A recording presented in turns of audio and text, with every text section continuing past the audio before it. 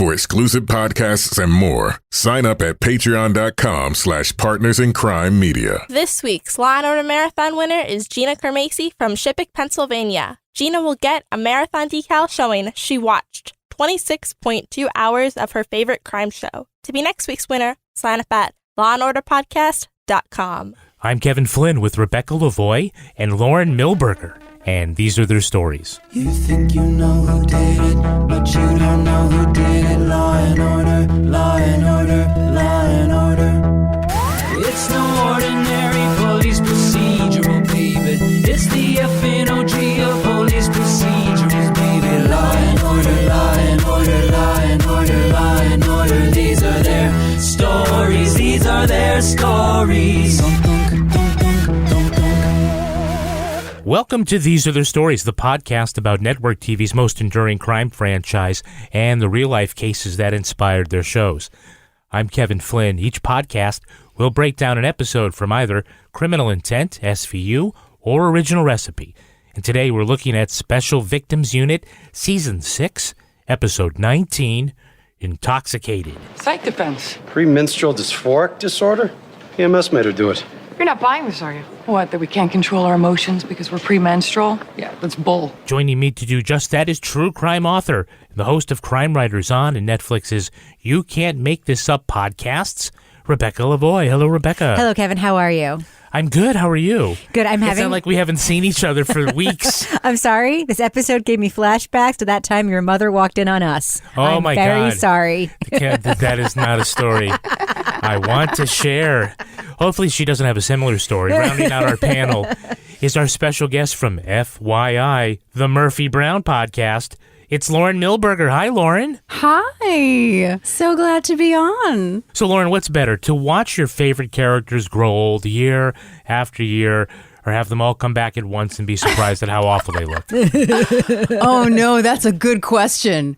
I think the latter, perhaps. That's a good toss-up, though, because listen, everything, the grass is always greener, right? Everything has its pros and its cons. Because there's the thing of, oh, wow, you're not doing so well. And only when you look back, isn't it funny how when you watch a show that's on for like 20 years and you go, this person looks great. And then you go back and you go, oh. They looked really good then, yeah. I don't want to say I feel that way about Mariska because she's still beautiful. No. I'm definitely never talking about Mariska. She's obviously much older now than she was when she started this program.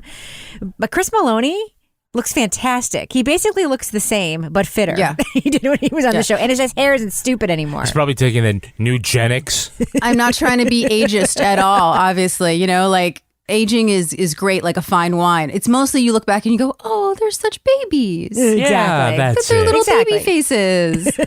But you're so lucky to have had this Murphy Brown podcast for 30 years. And then they come back with a reboot and you've got new stuff. Yes, I started it before podcasting was a thing. I'm very prescient that way. Hey, Lauren, of all the franchises, which two cops are your favorite detective team? Favorite Law and Order detective team. I didn't realize the people that I thought had been pairs were not. I don't know if people come on the show and do that, or they're like, oh, yeah, obviously these are my favorites. And then I was like, oh, well, I got to go to Lenny Briscoe because he's the first. And then, of course, I was reminded, not the first.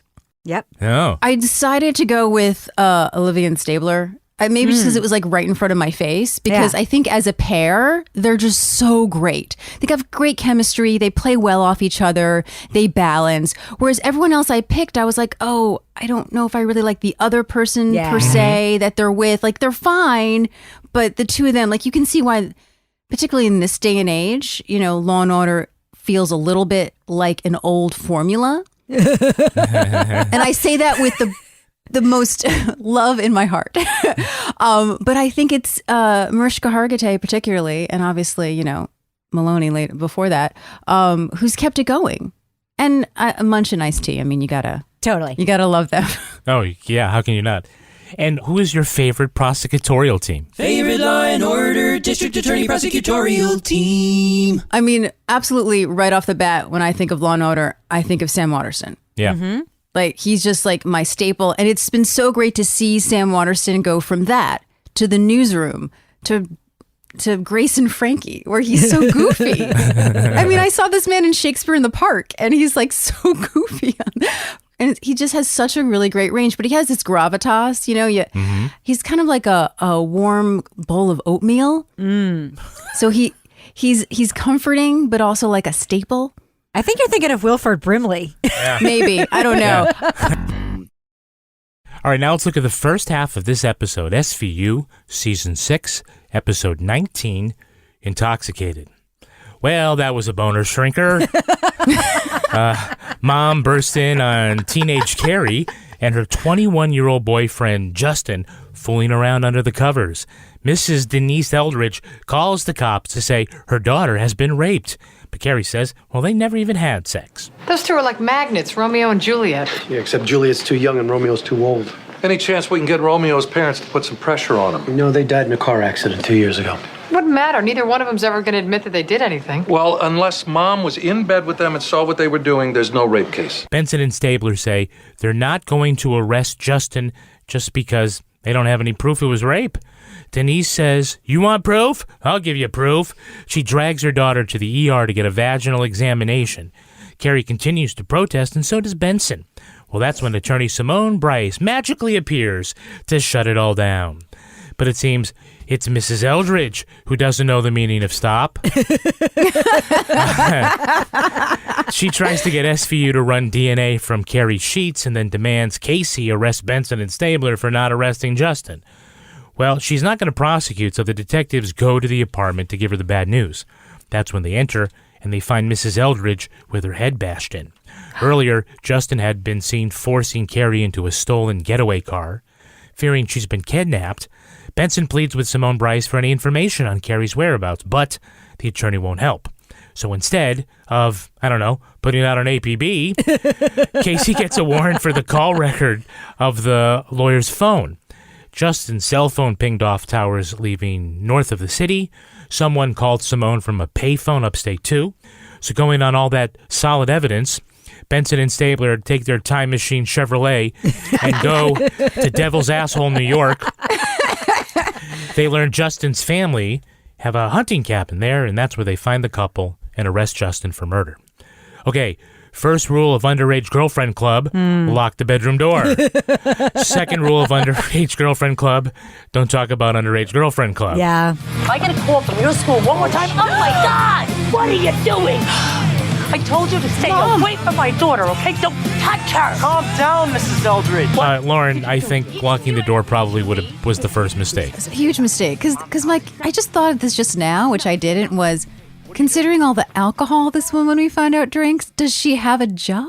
So they know that she might come home? I mean, obviously the two of them are not really that smart to begin with. I mean, they're in love, they're Romeo and Juliet, I guess. But this episode really took me for a turn. I have to say, it felt very much like, oh yeah, this is the Law and Order I remember. This is, going from one thing to another. But my question is, other than the fact that Catherine Moriarty obviously wore a wig because she didn't want to get blood on it, on her hair. Once there's a murder, wouldn't they hand it over to homicide? Yeah. Why is this an SVU case? Is always my question. I'm so confused. I have another question. Doesn't Justin have a place to live where they could be doing it instead? He's 21, for God's sakes. Oh, shit. That's a perfect. I mean, it's New York. He probably has roommates. Oh, yeah. They're going to burst in on him. Like that friend who's like, he just wanted my phone. He just wanted my car. Like, dude, you didn't ask why? Well, apparently he needs a place to get it on with his girlfriend who's a sophomore in high school. Yep.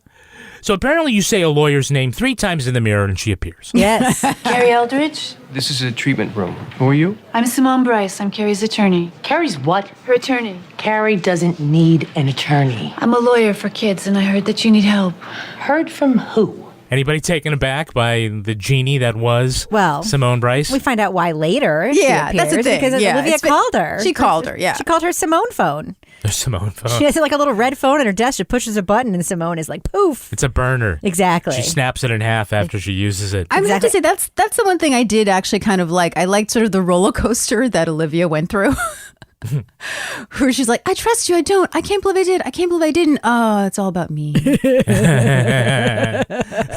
Well, speaking of being all about me, it wouldn't be a discussion of statutory rape if Stabler didn't somehow make it about his daughters. Exactly. It's always about his daughters. Always. I just keep thinking of my daughters in bed with a 21-year-old. Ew. I always do that with men. Ew. It's like men can't seem to relate in stuff like this unless they have a daughter or a sister. You know, like maybe it's just not a good thing for him to be having sex with a 15-year-old. You know why, Lauren? Because it's literally the patriarchy. That's why. Yeah. I thought it was an elite squad. I mean, they keep telling us that. I mean, that could be a spinoff, the elite squad of the patriarchy. You know what the problem was why they didn't want to prosecute Justin? What? His crime wasn't especially heinous. It was somewhat heinous. If he had locked the door, it never would have been discovered. So Mrs. Eldridge brings in the comforter and says, I have the evidence that Carrie was raped. We can't make a case for rape with Carrie's bedding. But they probably have Justin's fluids all over them. Unless the fluids are on or in Carrie, we can't charge rape. check this for fluids. Ugh. You mean a teenager's bedding? I'm sure it's covered in fluids. Dude, we're adults. Our bedding is definitely covered in fluids. You don't have to go to the lab. Seriously. Although that was the thing that I did learn something, that the semen has to be on the person. I never knew that. I was like, oh, that makes sense. Not just in the person. It could be on them. I think it doesn't have to be on the person if they actually want to prosecute the perp, but they really didn't want to. So that's just something they made up. Okay. I think they just made it up. I mean, I should learn my lesson. I'm used to taking my political information from the West Wing and assuming that Law and Order also would just be like... Let's take a look at the cast for a minute. Yes. Ooh, yes, please. We do have some repeat offenders. Repeat offender. Again, we're seeing Oscar nominee Kathy Moriarty as Denise Eldridge. You ungrateful little slut. I gave up everything for you. Take it easy, Keep Mrs. your Eldridge. hands off of me. We flagged her in an episode we did. It was Amaro's 180. Mm-hmm. In which she played a police captain. She played a police captain with a completely different wig. No, but listen, she was not wearing... This is the thing that bugged me. She was not wearing a wig through most of the episode. I know her. She was not wearing a wig. She didn't want to get blood on her hair. And that... No, come on. You can wash it out. What do you mean you know her? I mean, like, I don't know her personally. I'm saying that I know her as an actress. You know, I've seen her around. That's her hair. Raging Bull. She was an Oscar nominee. Yeah, no, yes. yeah. So did anyone notice that Kathy Moriarty is credited a hyphen with her married name? Really? Yeah. Yeah, I noticed that on... IMDb says that, so maybe I missed it. But it's Kathy Moriarty, what is it, Gentile? Huh. Gentile? I don't know. Why would Kathy Moriarty? You can't imagine like Kathy Moriarty, like iconic actress, like would ever like want to mess up her last name in that way, right? Really, Rebecca Lavoie?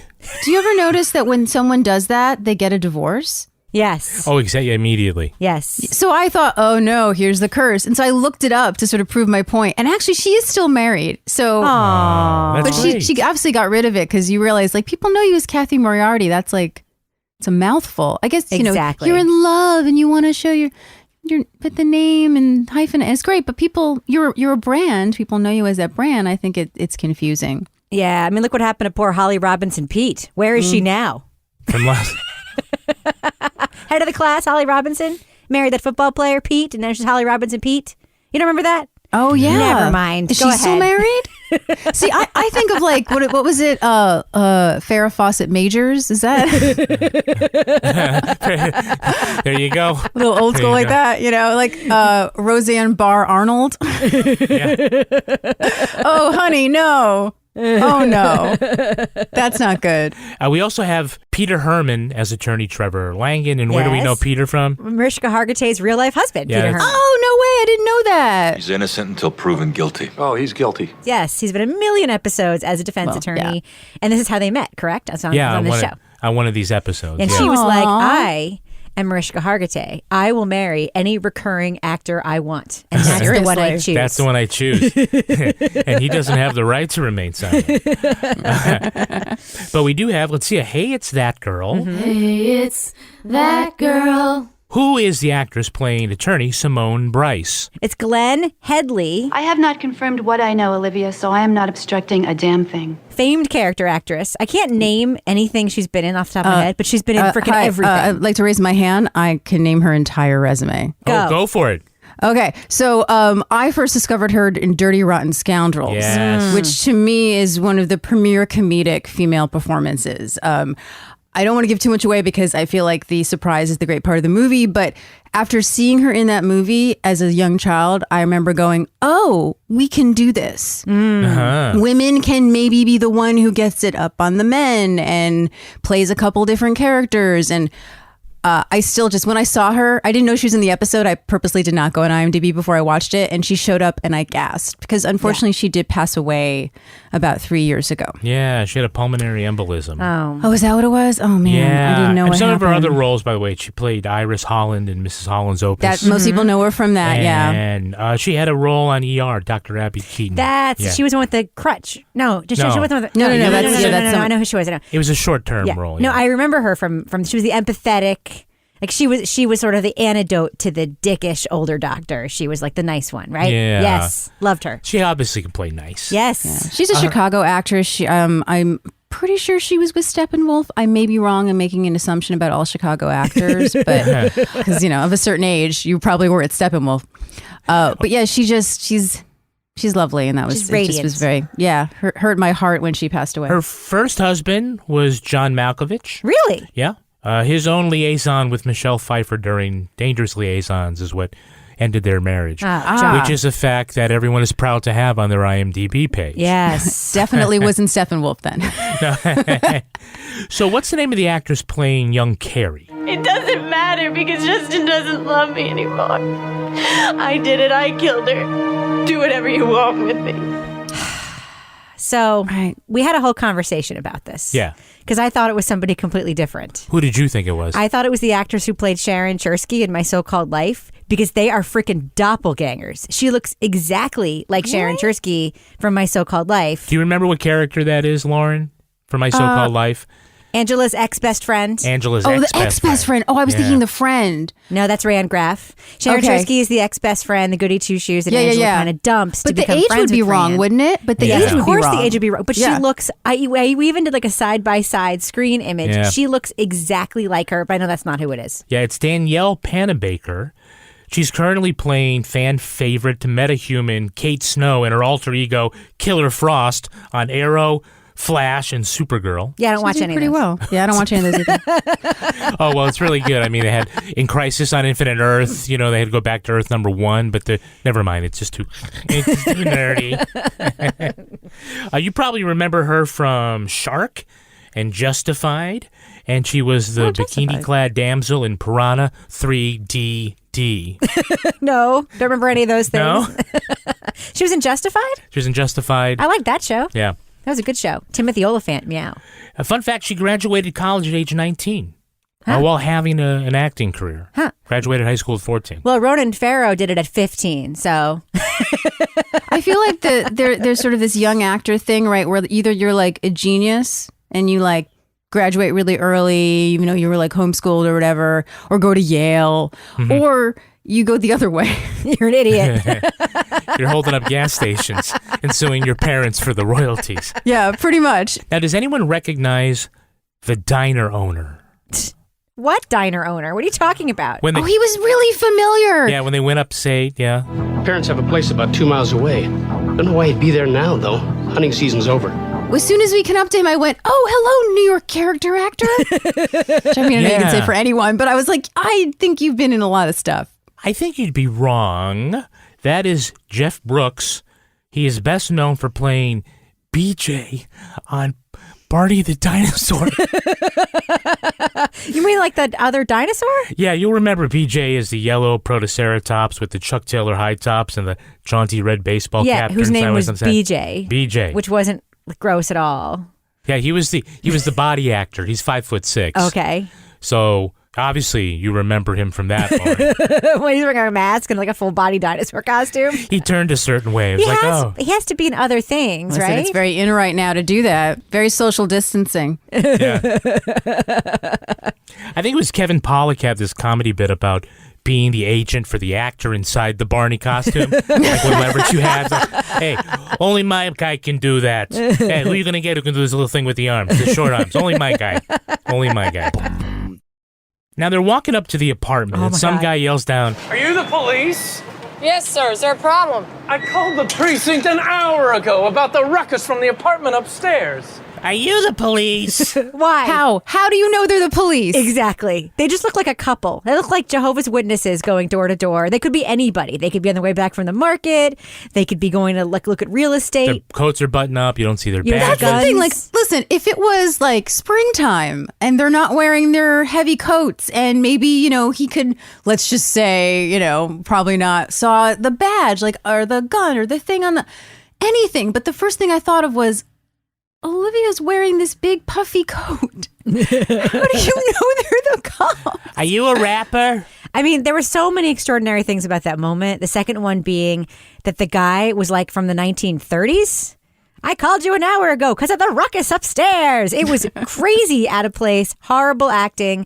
Like some Tisch student got his big break and decided to just go for it with some interpretive, period thing. See, this stuff makes me mad because I've had 3 callbacks for SVU and I have yet to book it. And I'm sorry, 2 callbacks for SVU. One of them was for one of the ones that lasted a couple seasons. But I've always gotten really close, and so I'm like, what the hell, man? There's some bad acting in this episode. Yeah. Window guy is one of them. Well, and that might be part of the thing. I mean, I think that's how that guy keeps his rent-controlled apartment. He's pretending to be his dead grandfather. Oh, there you go. It's like a Friends thing. This is my grandmother's apartment. Monica? I think he's just yelling at everybody walking by. Are you the police? Are you the police? Are you the police? He's practicing social distancing. Yeah, it's perfect. Hey, so they convince a judge to let them subpoena the phone records of a lawyer from that day. Bananas. From that morning. Yeah. Bananas. But they can't check to see if Justin owns any property in the general direction he's escaping. He's 21. He doesn't own property. His dead parents do. I barely owned a slice of pizza when I was 21. Yeah, and somehow they can say Volvo, but they can't say LoJack on this show. What's going on with Isn't that interesting? I find it so funny. Tracker? It's like what the hell was it? Yeah. Like when you watch The Good Wife and you're like, it's Google. Jump Hub is Google. Come on. Why can't you say Google? Oh, The Good Wife is the bane of our podcast. I'm sorry. I love it. So what was Justin's plan? To go work in that diner forever? I don't know. What was his plan dating a 15-year-old who apparently is bananas? What is his plan generally? He's in love. Also, where did they meet? On the playground? Instead of Tinder, kindergarten? Kinder. Oh, that's... it's bad. That's real bad. I guess... Listen, no one's really thinking about this but us, but this is what I love to do on my podcast, is to just go into the backstory that doesn't exist. We could assume that her mother's drinking all the time, so she's maybe going out to clubs. Yeah. Maybe he didn't know she was 15, even though she does not look like she's 21. Nope. Very sorry. Yeah, so met at a club, and then he was already in love with her before he found out that she was 15. So in love. Got so in love. I'm not saying I would want to be a 15-year-old dating a 21-year-old. I think that's really gross. Mm-hmm. But really, don't we all want someone to look at us the way Justin looks at Carrie in this episode? I'll yell to you through the concrete wall of the police interrogation room to let you know I still love you. I love you, Carrie. In case I never see you again. Remember what we said? Wait, what did you say? Remember he says that? Remember what we said? What? What did you say? Pounding through the wall. That was some real Romeo and Juliet shit. Just remember how we said we'll lie for each other? Isn't the whole point of those walls being cinder block that shit doesn't work? You can't hear through them? Now let's look at the second half of this episode. Under questioning, a love-struck Justin says he didn't kill Denise Eldridge, and Carrie is standing by her man. You have to tell me what happened. I don't know what happened. Stop protecting him. She's in shock, Olivia. We know that Justin was in your apartment. I didn't see him there. You had to. You were right outside with him when he stole the car. Why can't you just leave us alone? Because he murdered your mother. And unless you tell us what you know, he's going to get away with it. I love him. He's all I have. Munch and Finn learn Carrie often skipped school to see Justin at his job in the ancient computer store. They find a recording of a webcam video between them the morning of the murder in which Carrie is covered in blood. Justin still won't flip on his girlfriend, who is a sophomore. In high school. Yes, high school. Olivia bluffs her into a confession. And when Carrie finds out it was a trick, she is so mad. Yeah. Now, here comes their defense. Carrie has a severe form of PMS. Now, I have 5 great jokes, but they'd all end my marriage. That's right. It's PMDD, Kevin. It's different. It's totally different. It's a real thing, man. Come on. Not to the rest of America. Oh, it is. The point is that Wong talks to her for about 5 minutes, and he believes it. At trial, the defense is preparing to call Warner, not to talk about premenstrual dysphoria, but about whether the mom was an alcoholic. Benson returns to the apartment and finds vodka bottles hidden everywhere. But Stabler makes the key discovery of Carrie's hidden birth control pills. It shows at the time of the murder, she was on day 6 of her period, the only week of the month when she wouldn't have those PMS symptoms. Carrie admits to killing her drunk mother in a fit of rage. Later, Benson tells Novak when she was 16, she'd fallen in love with one of her mother's 21-year-old college students.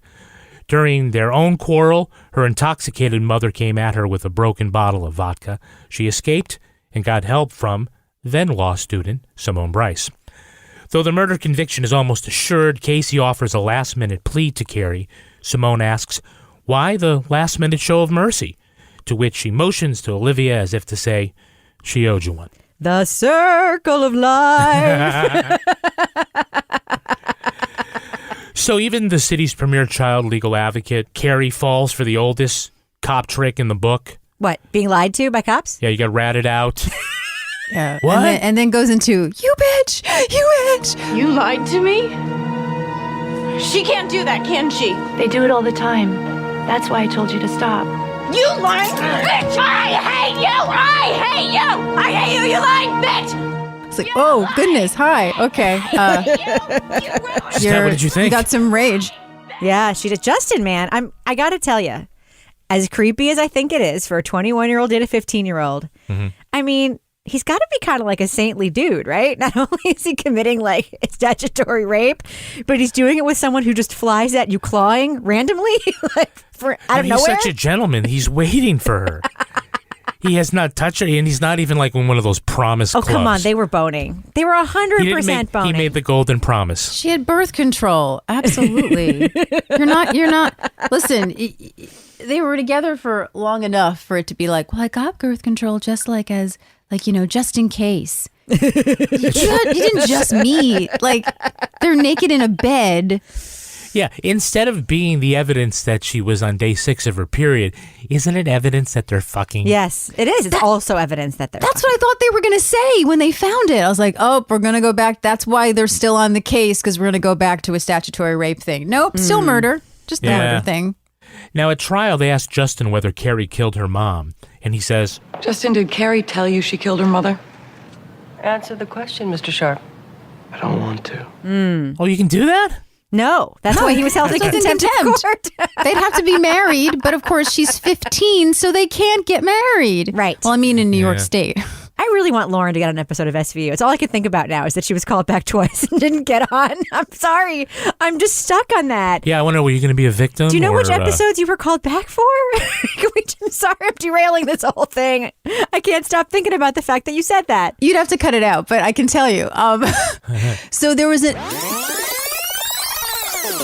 Yeah. Okay, so the point of the story is you got to work on your I found a dead body face. Yes, I do. I mean, that's every episode, right? Yeah. I mean, they always have somebody like that. or my boyfriend. But I love him. So I did check, and yes, a man wrote the script. Yes. About a girl who has rag rage. Oh, stop it. PMDD is real. Right. She gets all period strong. It gets crazy. Can I just say, Kevin, I thought you were going to say it was a period drama. Oh, ma'am. Of course, Huang, who never met a dysphoria he didn't like, listen, says, it's cutting edge, and it's going to be in the next DSM-5. Sweet. So you believe her story? It's consistent with PMDD. It could have triggered a manic outburst. But what about the calm after the storm? Carrie was dissociating. I read her medical reports. Heavy cramping and migraines are documented. If you add to that the mood swings and the fact that she was premenstrual when she killed her mother, then it's classic PMDD. Oh, come on, it's B.D. Wong. He's so such a calming presence. He's the best. He's like a bowl of oatmeal. Yeah, there you go. Everyone's a bowl of oatmeal. I'm going to regret that, aren't I, that I said that? He's also pretty gullible because it's like, so slow your roll, Wong. You got it wrong. But he loves everyone. That's it. He's a very caring. Yeah. He wants to believe. He didn't get it wrong. He just got it wrong that was what caused this murder. Like, she has the thing. And because when she describes him. Oh, no, I thought she made it up. No, she has the thing, but that's just not why she killed her mother. I mean, that's that what was I took not away. Clear to me. He believes her that she has the thing because she does have the thing. She just didn't have it that day. So are you saying a woman lied about her menstrual cycle to get out of something? Okay. You mean like me with Jim, my entire high school career? Of all the episodes for me to be on, this is tough. Okay, I just wanted to make sure. So Benson goes back to the apartment, which, by the way, still has crime scene tape everywhere. Yes. Blood everywhere. Yes. I guess they're never going to Can she touch everything, though? Like, I know she takes all of the bottles out. Right, she starts finding vodka bottles everywhere. It's ridiculous. Like they're Easter eggs. Yes. The hamper and the couch and the goddamn chandelier. Yes, I have a question. Yeah, is this the Grey Goose clown car? Who was Mom hiding them from? Her daughter obviously knew she was an alcoholic and drank all the time. Who is she hiding them from? And at some point, are they no longer hidden when they are literally everywhere? When you open every drawer and every cabinet and every light fixture and there's bottles inside all of it, like, they're not hidden anymore. Why is this couch so lumpy? Ow. I'm not the princess in the pea, but... Yeah, look, I don't know to, like, in real life understand alcoholic addictive behavior. I know for some people, yeah, they do hide bottles in the stove. Hopefully they remember to take it out. Yeah. But generally, isn't that like they're trying to hide that from somebody? Well, they did talk about in the episode the shame, right? Right. Because in all seriousness, like, Carrie could have really gotten out of it by saying it was self-defense.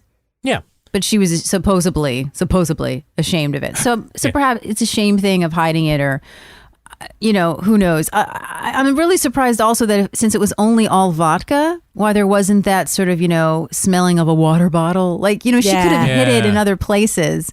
And 0 glasses of orange juice. I just feel like... Yeah. I mean, it's hard, too, because I also don't get, of all the places for Carrie to hide her birth control was in a common area. Oh, yeah. These pots and pans haven't been used in so long they got cobwebs on them. Sounds like the ones in my kitchen. Hey, check this out. I found it underneath the cabinet. Birth control pills. Described to Carrie by the free clinic? Carrie was on day 6 of her period. Like, I give her props for taping it above. I think that was really smart. But you do that in your own room. That's right. Say, this is the one place Mom isn't hiding bottles. Exactly. Yeah. Unless, of course, her mother always, like, you know, ransacked her room. So she was looking in more places. By the way, this had been a murder scene with about 20 detectives there. They didn't find one goddamn bottle. Nope. And they were literally everywhere. Well, I mean, they weren't looking. I mean, real, like, are you looking for that? They know what the murder weapon is. So would you really be looking in the hamper? This is when everywhere? the trial was happening. This was not like the day after the murder where like they hadn't like looked yet. You know what I mean? Yeah. This was why? trial. I'm seriously asking, like, but if you were like, all right, well, we don't need to look for the weapon. We know what happened. Why would you search the whole place? Well, I mean, just like in other episodes, like the crime scene people say, you know, well, we found semen behind the refrigerator. Right. So... You know, as one does. As one does. But we missed 57 bottles of vodka. Everywhere. Everywhere. In every drawer. We just didn't know what we were looking for. By the way, you know that Stabler's biggest fear in the world is to find his daughter's hidden package of birth control pills in the house. Kathleen, we need to talk. Yeah, he's definitely a guy with a shotgun. Figuratively, obviously, because it's, No, he actually does have a gun. Remember, I mean, he obviously has a gun. He has mace. He has handcuffs. My favorite all-time scene with Stabler. Everybody's in the car with young Kathleen or Maureen or whatever, and they come across that site where there's like a dead guy on the beach, and he's like, "Stay in the car." And then 2 seconds later, she's out of the car going like, "Ah!" And it's like, those kids don't fucking listen to you at all, Stabler. So there is this scene with Benson and Novak at the bar where she explains a story about her mother, and it closes the loop on 2 plot points we talked about from season 1. First, in that little lead episode, Olivia had said she had a romantic relationship with an older man. How old were you? Almost 17. And he was? Older than 17. About as old as I am now, and I'll tell you something. I couldn't have loved him more. Yeah. And it was true love, and, it was seemed like not very Olivia Benson, but, that was 20 years ago. Young, yeah. And we know that her relationship with her alcoholic mother had been strained. They've been estranged. But we hear the story of sort of how it ended. She found out, and she told me that if I didn't stop seeing him, that she would have him kicked out of college. She was halfway through a bottle of vodka, and she dropped it. And then she picked up the jagged edge of the bottle, and she came at me, screaming, "I'll never let anyone else have you." And so I kicked her, and she went flying across the room into the wall, and she slid down to the floor. You didn't kill your mother, Olivia. I know what it's like to want to. Of course, except with the exception of that very nice lunch they had in the pilot episode. Where they're both drinking wine? Yeah, where they both retconned her addiction. A lot of this was retconned. We never heard before that her mother was a college professor. I think we had. We had? Yeah, that was, I don't know. I just see retcon mania all over this thing. I mean, how really can do. you, though? I mean, the show has been on for so long. It's in so many universes. It's so many different writers. I mean, I'm a big fan of having a Bible. You're supposed to have a Bible, but how the Bible must be huge. By now, yeah. Yeah. You know what they should do is for shows like this is they should hire a fan to be the Bible. You mean like the Law and Order Wiki community that we use to make this stupid podcast? Yeah. Pay people for this. All right, let's take a look at the real life story that inspired this episode. Yes. It's time for Ripped from the Headlines. Can't wait.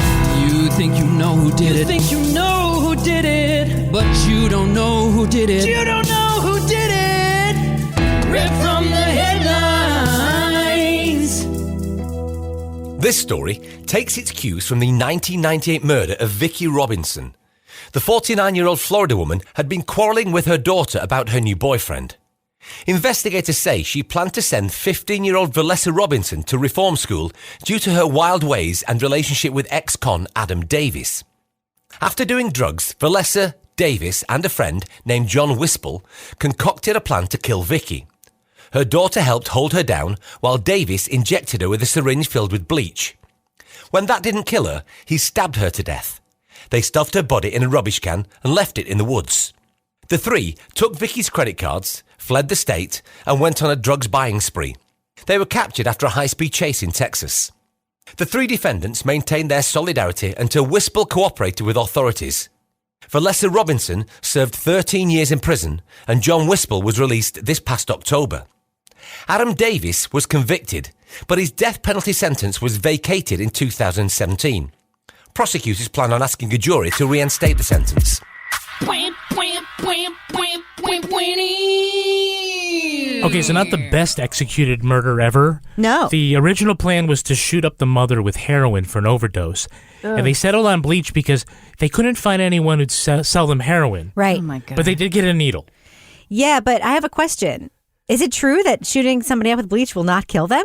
How is that possible? Well, I think it depends on, the amount and things The brand, like that. The store brand doesn't work, but Clorox will. But how did that go down? Like, they're trying to do this, and they go to the guy in the street. He's like, "Hey, man, you got any horse?" I said, "All I got is this empty syringe." "Oh, all right, I'll take it. I'll improvise." Yeah, it's not well executed. It sounds like it was done by a bunch of drunk/high teenagers, is what it sounds like. So they find the body in a garbage can in the woods. And not because they wanted to leave it there, but because they had a hard time digging a hole, so they were going to leave it for later. Like, they're going to come back and complete the job. Fucking teenagers. Yeah. I mean, I do think this is obviously a horrible, violent crime, and we're not making light of the fact that this woman was murdered.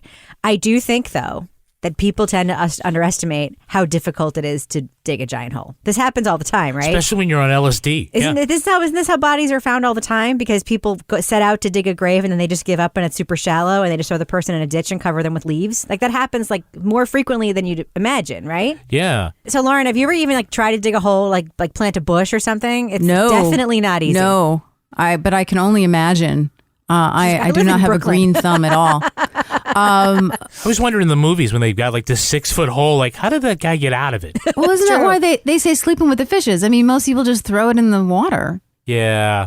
See, the professionals know. Yeah, they were in Tampa. That was Tampa? Yeah. Of course it was Tampa. Yeah. Of course. So I want to ask the two of you feminists. Yes. You're a feminist, Kevin. If you had a 15-year-old daughter who was dating a 19-year-old ex-convict, would you be cool with it? I would not be cool with the ex-convict part, no. I don't think that's a feminist question. I mean, I think that 15 and 19 the age difference is a lot. We definitely have some conversations about that. But the more important conversations would be about him being an ex-convict, in my opinion. I think that's a really big age gap. Whereas if they were older, it wouldn't be. But at that age, the maturity, the experience that you have, I would say no. But that's always hard, right? Because as a parent, when you say no, they're going to want it more. Yeah. You know? Now, not that you'd get a vote, but what about if your 25-year-old daughter were dating a 29-year-old totally different ex-convict? No. I mean, that's the thing. Ex-convict. But you don't have a say at that point. I know you don't have. Would you be comfortable with it? It would depend on the crime, what the con had been convicted for. Violent crime, not violent crime. Exactly. Yeah. But also, you don't have a say at that point. All you can do is give your best. But the question that I would ask my kids, if they were dating somebody who was 4 years older and they were in their early teens, which 15 is, I would say, think about what kind of 19-year-old would want to date a 15-year-old. Yeah. Imagine, would you be interested sexually in an 11-year-old? I mean, that would be the question I would be asking, because that's a 15 and 11 is the same age difference. Oh, right. It's creepy. See, that's why I feel like the 19 and the 15 is still, if it was, again, older, not a huge deal. That difference is, because you're right. What kind of person is doing that? Which is why, even with this, the story in Intoxicated, we're like, well, trying to think of a backstory as to why this nice kid seems to be going for a 15-year-old. There's something wrong with that. I mean, she's sweet. That's why. She's not sweet. She's bananas. She's not sweet. But again, assuming you didn't know her age when she met her, she lied. A lot of times these boys, are going with their hormones and they don't realize what they're doing. I've had conversations sometimes with certain men about this, is that, well, she wanted to, she was willing. You have to understand that there's a nuance there, and that, it's a form of a manipulation. Whether you're trying to manipulate this 15-year-old or not, you are manipulating her because you're older and you know more, and she just shouldn't be doing that yet. Yeah, and the law says at that age she actually cannot consent. Yeah, which is the whole point of the thing. Yeah, statutory rape. It's rape, exactly. Yeah. I mean, it's there for a reason. I mean, but then you go into the whole thing of, the technicality, right? I mean, wasn't there like a countdown to when Mary-Kate and Ashley Olsen turned like 21 or 18 or something? Well, now technically it's okay. It's gross. It's gross because in different countries, it's different ages. In different states, it's different ages. So what do you mean? Like, technically, it's a very fine line. It's also gross because Mary-Kate and Ashley Olsen continue to look like 6-year-old girls, even though they're like in their 30s now. Yeah. So it's extra gross. Yeah. It's extra gross. So Adam? Not on them, on the people, on the other people, I mean. I just want to be very clear. I'm not saying Mary-Kate and Ashley are gross. It's the other people that are gross. So Adam Rattlesnake Davis. Oh my God. Was convicted, but the jury vote on the death penalty was 7-5, which at the time was enough. But a recent state Supreme Court case says it has to be unanimous. Yes. So the penalty is vacated, not the conviction. Correct. So that penalty phase will begin soon. Now, a local newspaper reported that Adam Rattlesnake Davis... Thank you for saying rattlesnake. You have to keep saying that, right? Yeah. The newspaper reported he discussed his new defense arguments with visitors at the jail, which were recorded. So he wants to argue that he had a rough life before committing the murder. And so he was warning the family members. His quote, "I want to bring up everything that happened in the past. It's going to bring up dirt. I wanted to warn you." And the woman he was with says, "What do you mean?" He says, "Well, like, for instance, when I sat in the room on restriction and I had to sit on the bed. And you remember when you made some Velveeta macaroni and cheese and it had broccoli in it? I hate broccoli. You got mad because I wouldn't eat it, so you made me eat it." Is this how we got the name Rattlesnake? Because he's that tough? He's that tough. He's so tough. I had such a hard life. How come we never went skiing? I know. We never went on any family vacations to Europe. Yeah. And the cramps were really bad, too. Oh, stop it. That's real. Hey, that's going to do it for us. We want to thank our guest, Lauren Milberger. Lauren, where can our listeners follow you online? They can follow me on Twitter and Instagram at Lauren Milberger, Milberger. I'm enough characters. It's great. And my podcast, the Murphy Brown Podcast, is Murphy Brown Pod, all over everything, including our website. You can find us on all of the places that you listen to podcasts, and we have the cast and crew on. We've had TV historians, and pretty much is that we go through the show episode by episode as well and talk about sort of the relevance to today from the 90s, and it's a lot. And Rebecca Lavoie, how can our listeners follow you? On Twitter or Instagram, I'm Reb Lavoie, and you can also listen to Crime Writers On, or You Can't Make This Up from Netflix. And you can track me on Twitter at Kevin P. Flynn. You can also tweet to us at Law & Order Pod, or follow us on Instagram at These Are Their Stories Podcast. Our newsreader was Cy Frater. Our theme music was composed and performed by Uncanny Valleys. Line editing by Henry Lavoie. Content assistance from Travis Roy. Lily Flynn handles promotions. To get ad-free episodes of These Are Their Stories a week early, sign up for Stitcher Premium. Get your first month free at stitcherpremium.com/crime. All clips in this podcast were used in compliance with the U.S. Copyrights Act fair use exemption for criticism and commentary. Sign up at lawandorderpodcast.com for our newsletter and a chance to be our next Law & Order Marathon winner. These Are Their Stories was recorded in the Yoga Loft above the Bodega in Bay St. Louis, Mississippi studio and is a production of Partners in Crime Media.